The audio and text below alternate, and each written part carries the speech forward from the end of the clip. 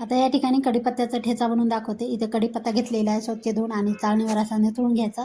पाणी अजिबात राहिलं नाही पाहिजे, त्याच्यामुळं चाळणीवर ठेवा आणि किंवा पॅन खाली ठेवला तरी चालेल. सुकून घ्यायचा छान. आणि आता हे भाजून घेते मी. कढीपत्ता इथे गावरान पद्धतीचा घ्या, कारण वास पण असतो आणि चव पण छान लागते. आता पाहिजे तेवढा कढीपत्ता इथे तुम्ही वापरू शकता. आता हे छान भाजून घ्यायचा, कुरकुरीत करून घ्यायचा कढीपत्ता आपल्याला. पाणी पण सगळं पूर्ण आटून घ्यायचं आहे, अजिबात पाण्याचा अंश राहिला नाही पाहिजे.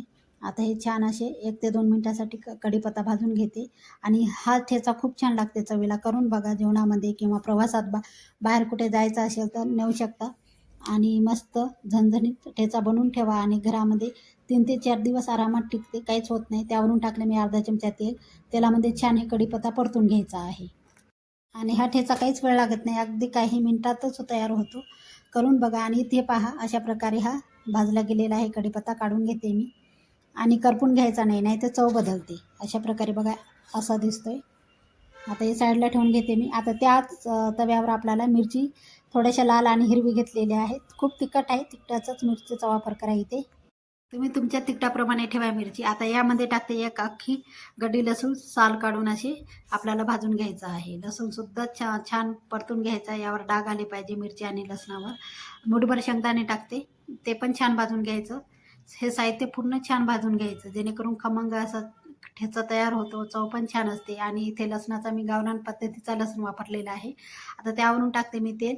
तेल थोडंसं जास्त टाकायचं, कारण आपण तेलाचा नंतर वापर करणार नाही. तेलामध्ये छान परतून घ्यायचं आहे हे. आता हे डाग छान आलेले आहे.